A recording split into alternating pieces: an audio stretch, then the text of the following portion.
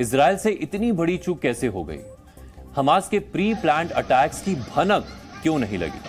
सबसे बड़ा सवालिया निशान तो इजराइल की खुफिया एजेंसी मोसाद पर भी उठ रहा है, जिसे पूरी दुनिया में सबसे खूंखार और सबसे इंटेलिजेंट खुफिया एजेंसी माना जाता है, जिसके एजेंट्स पूरी दुनिया में फैले हुए हैं। फिर भी मोसाद ने इजराइल पर सदी के सबसे बड़े हमले की योजना बना ली और उसे अंजाम भी दे दिया, लेकिन फिर भी मोसाद को इसकी भनक तक नहीं लगी।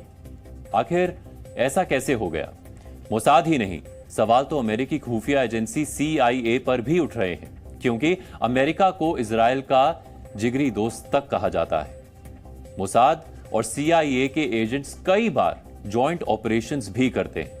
इसके बावजूद CIA और मोसाद दोनों को हमास की प्लानिंग का पता ना चलना कई सवाल भी खड़े करता है।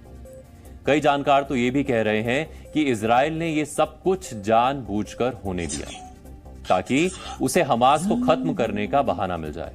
इस पर यकीन करने की एक वजह यह भी है कि हमास इजराइल पर अक्सर मिसाइल और रॉकेट अटैक करता रहता है, लेकिन इस बार इजराइल ने पहले हमले के कुछ देर बाद ही युद्ध की घोषणा कर दी और हमास को पूरी तरह खत्म करने की कसम खाई। लेकिन हमास ने जिस तरह से अचानक इजराइल पर हमले करके पूरी दुनिया को चौंकाया और हवा पानी जमीन से इजराइल पर हमले किए, इससे एक बात तो तय है कि कोई भी आतंकी संगठन अपने अकेले दम पर इतनी बड़ी हिमाकत नहीं कर सकता। इसको लेकर अमेरिकी अखबार वॉल स्ट्रीट जर्नल ने एक बड़ा दावा किया है। उसने अपनी रिपोर्ट में दावा किया है कि ईरान की सरकार और सुरक्षा अधिकारियों ने हमास को इजराइल पर हमले करने की योजना बनाने में मदद की है। ईरान के इस्लामिक रेवोल्यूशनरी गार्ड कोर के अधिकारी अगस्त से ही इजराइल पर हमले की योजना पर काम कर रहे थे। 7 अक्टूबर को इजराइल पर चौतरफा हमले की पूरी प्लानिंग को पिछले हफ्ते ही बेरूत में हुई मीटिंग में मंजूरी दी गई थी। ईरान के अधिकारियों के साथ ही लेबनान का हिजबुल्लाह संगठन भी मीटिंग में शामिल था। इसी मीटिंग में तय किया गया था कि योजना के मुताबिक इजराइल के साथ सभी मोर्चों पर एक साथ युद्ध छेड़ा जाएगा। इसके लिए ईरान की तरफ से हमास को सैन्य और रणनीतिक मदद दी गई थी। इजराइल ने भी वॉल स्ट्रीट जर्नल के इस खुलासे की पुष्टि की है और अमेरिका ने भी शुरुआती तौर पर माना है कि इजराइल पर हमास के हमलों के पीछे ईरान ही है, यानी इन हमलों का डायरेक्टर ईरान है। हालांकि ईरान इन आरोपों को खारिज कर रहा है।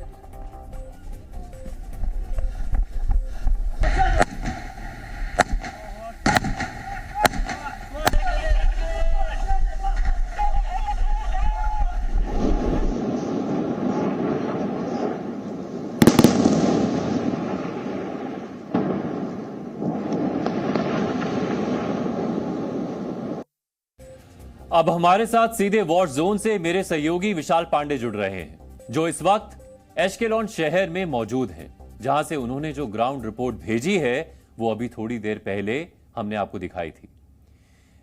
विशाल, आप मुझे सुन पा रहे हैं? जी बिल्कुल सौरभ जी। विशाल, एश्केलॉन शहर से हमने आपकी ग्राउंड रिपोर्ट देखी, इस वक्त वहां क्या स्थिति है? देखिए सौरभ, एश्केलॉन शहर गाजा पट्टी से बेहद नज़दीक है और इसके बगल में स्त्रौद है, जहां ये वो दो शहर हैं जहां सबसे पहले हमास के आतंकियों ने हमला किया।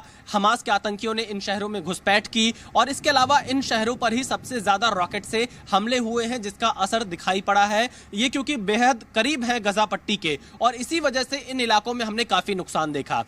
हम यहाँ पर आज सुबह से मौजूद हैं, तेल अवीव से एश्केलॉन पहुँचे और अलग अलग जगहों से रिपोर्टिंग की है और हमने देखा कि हर आधे घंटे पर यहां सायरन बज रहे हैं और कहीं ना कहीं रॉकेट से हमला हो रहा है। हमास लगातार रॉकेट से हमला इन शहरों पे कर रहा है।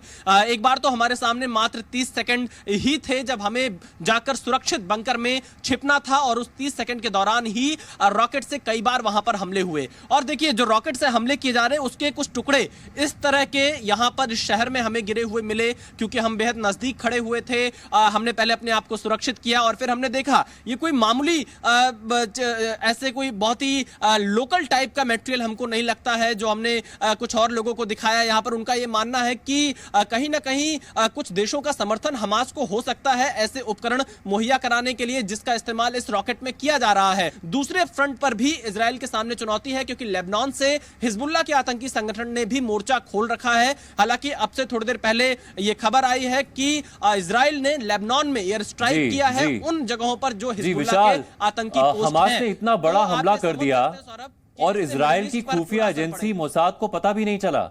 इस बात पर भरोसा करना बहुत मुश्किल है, नहीं?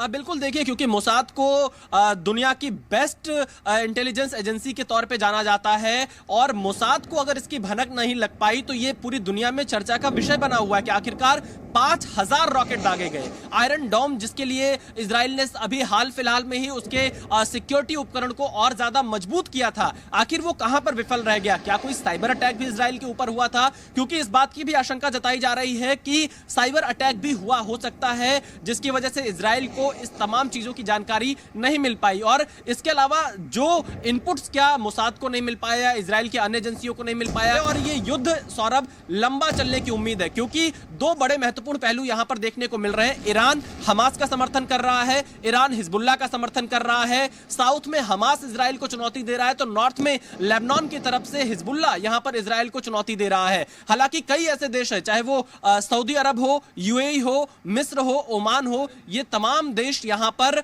इस वक्त न्यूट्रल रुख अपनाते हुए दिखाई दे रहे हैं। हालांकि देखना यही होगा कि मिडिल ईस्ट में कितना असर इस युद्ध का पड़ता है, क्योंकि हमने देखा है 1948 में जब इजराइल ने एक अलग यहूदी देश की यहां पर स्थापना की, उसके अगले ही दिन चाहे सीरिया हो, इराक हो, जॉर्डन हो, इन सब ने, मिस्र हो, इजराइल के साथ युद्ध लड़ा था। उसके बाद 1967 में युद्ध हुआ, 1973 में अरब देशों के साथ संघर्ष हुआ, मिस्र के साथ सुएज नहर को लेकर संघर्ष हुआ है। तो कहीं ना कहीं फिलिस्तीन के मुद्दे पर जो मिडिल ईस्ट के देश हैं, कुछ देशों का रुख तो न्यूट्रल है, कुछ देश फिलिस्तीन के साथ खड़े दिखाई दे रहे हैं, और इन सब के बीच में जो वेस्टर्न कंट्रीज हैं, अमेरिका समेत जो अन्य यूरोपियन देश हैं, वो इजराइल के साथ खड़े हैं क्योंकि ये एक आतंकी हमला है, इसमें निर्दोष लोगों की जान गई है। और भारत भी इजराइल के साथ इसलिए खड़ा है क्योंकि ये आतंकी हमला हुआ है इजराइल पर, और जो निर्दोष लोगों की जान गई है उनके साथ संवेदनाएं भारत ने व्यक्त की, और भारत इस वक्त इजराइल के साथ खड़ा है। जी जी विशाल, आपका बहुत बहुत धन्यवाद। आप वॉर जोन से रिपोर्ट करते रहिए, हम आगे भी आपसे अपडेट लेते रहेंगे,